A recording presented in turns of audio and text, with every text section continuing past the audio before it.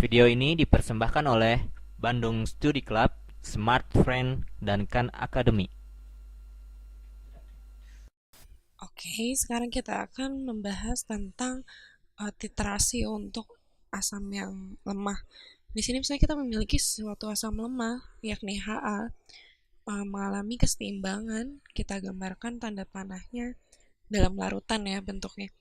Dengan dua panah terjadi equilibrium atau keseimbangan sehingga menghasilkan H plus H plus dalam bentuk larutan ion hidrogen ditambah uh, dengan basa konjugatnya atau amin. Nah, di sini ketika kita ingat pada uh, titrasi untuk asam kuat terdapat skala pH di sini. Kita gambarkan skala pH. Nah, ketika kita memiliki skala di sini dimulai dengan 0, lalu mungkin di uh, 7, lalu 14. Ini merupakan salah satu batas untuk tiap perubahan wujud dari asam. Nah, misalnya kita lakukan ini dalam 1 liter, volume 1 liter suatu larutan tersebut. Misalnya ketika kita awalnya memiliki pH sebesar 3. Nah, ini merupakan skala pH sekali lagi, pH, skala pH, sumbu utama untuk pH.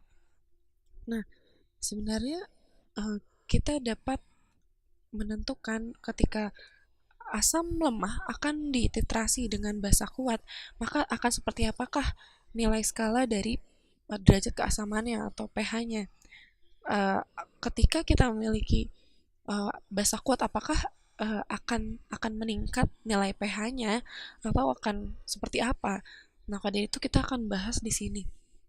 Nah, misalnya di kasus ini kita telah memiliki uh, asam lemah yang kita akan uh, akan reaksikan dengan suatu basa kuat, yakni NaOH misalnya kita di sini natrium hidroksida yang memiliki molar sebesar 0,5.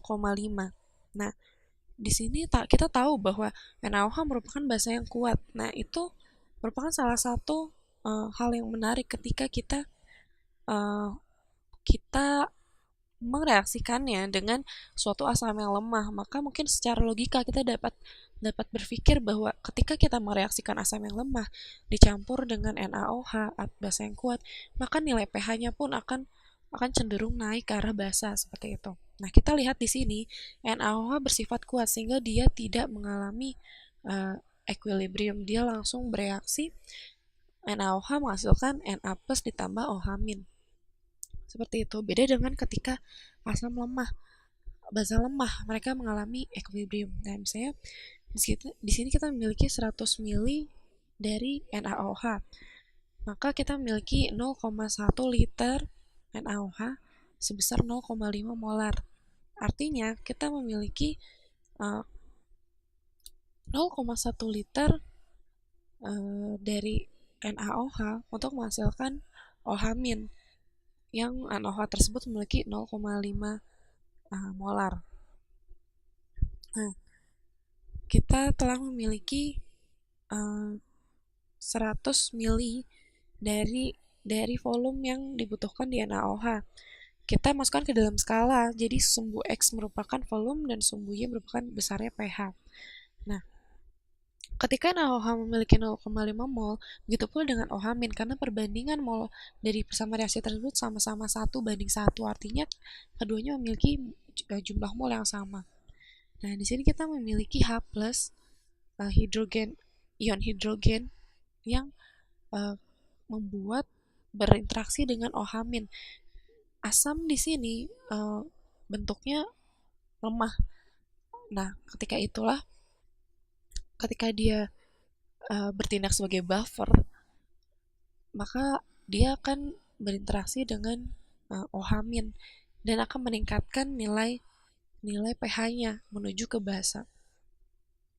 Nah, Jadi intinya ketika kita mereaksikan uh, asam lemah ini untuk menghasilkan ion hidrogen tidak lagi menjadi lemah, misalnya seperti itu, kita dapat uh, meningkatkan konsentrasi dari Ha untuk uh, untuk menggeserkan reaksi ke arah kanan. Namun ketika kita ingin uh, me mengarahkan reaksi tersebut ke arah kanan, kita harus mengarah kiri, kita harus menurunkan konsentrasi dari Ha tersebut.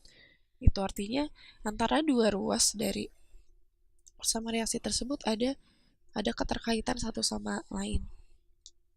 Jadi ketika kita memiliki basa yang sangat kuat berinteraksi dengan uh, salah satu bagian dari asam lemah, maka nilai dari konsentrasi dari H tersebut pun akan naik. Intinya derajat keasamannya akan bertambah karena NaOH sendiri memiliki daya tarik yang kuat untuk mencampurkan si asam tersebut sehingga meningkatkan nilai pH-nya. Nah, kita akan lihat di sini ketika untuk OH menghasilkan OH-, untuk asam menghasilkan H+. Ketika ketika kita campurkan sebenarnya tidak akan langsung mendapatkan suatu uh, kenaikan pH yang drastis.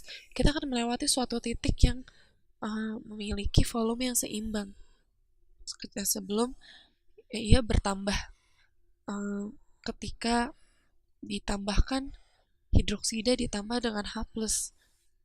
Kita dapat gambarkan bahwa ketika mereka bercampur ada titik di mana volumenya tetap, namun derajat keasamannya mereka akan bertambah.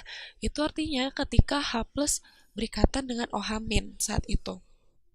Jadi, intinya kita harus lihat ketika kita menguraikan suatu asam, yang manakah yang kuat dan yang manakah yang lemah, sehingga kita dapat tahu cenderung kemanakah pH akan dibawa. Nah, ketika kita memiliki basa konjugasi maksud saya di persamaan asam yang lemah ini, kita memiliki basa konjugasi yang lemah. Artinya ketika dicampurkan dengan uh, pasangannya yang kuat, basa yang kuat, dia akan bertambah nilai pH-nya. Nah, seperti ini gambarnya. Nah, ketika terdapat titrasi di dalamnya, akan terjadi suatu titik keseimbangan atau titik equilibrium yang kita gambarkan silang ini merupakan titik equilibrium ketika volume tidak berganti atau tidak mengalami perubahan, namun pH-nya tetap tinggi. Di situ merupakan titik di mana OH- dan H+ berinteraksi secara penuh. Misalnya di sini pada 2 liter lah volume titik equilibrium maksud saya, titik keseimbangan itu terjadi. Maka yang ditanyakan berapakah mol yang telah ditambahkan ke dalam asam tersebut untuk meningkatkan pH-nya. Nah, ketika 1 mol dari OH berinteraksi dengan asam lemah ini, maka akan meningkatkan nilai pH dari asam tersebut. Jadi kita misalnya cari konsentrasi dari Ha ditambah dengan H+. Nah, ini merupakan titik keseimbangan, ketika titik keseimbangan, yakni hasilnya 1 molar. Nah, sebenarnya konsentrasi dari Ha itu lebih besar daripada konsentrasi dari H+. Ketika prinsip asam lemah ini berlangsung. Jadi ketika kita telah mengetahui berapakah konsentrasi dari asam lemah tersebut, kita dapat menaikkan kurva dari yang seharusnya, karena ketika kita tambahkan dengan basa kuat, nilai pH-nya pun akan terangkat. Jadi kita tidak perlu khawatir ketika kita melihat terdapat asam lemah dicampurkan dengan basa, itu kita sudah tahu pasti bahwa cenderung pH-nya akan bertambah ke arah basa. Ini hanya terkait masalah konsentrasi. Untuk menentukan pH itu tergantung dari berapa volume yang dibutuhkan, yang diketahui berapakah besarnya molaritas dari NaOH misalnya seperti itu. Jadi intinya kita tidak perlu khawatir terlebih jauh ketika kita ingin menentukan berapa pH ketika asam lemah dititrasi dengan basa kuat seperti itu. Video ini dipersembahkan oleh Bandung Studi Club, Smart Friend, dan Khan Academy.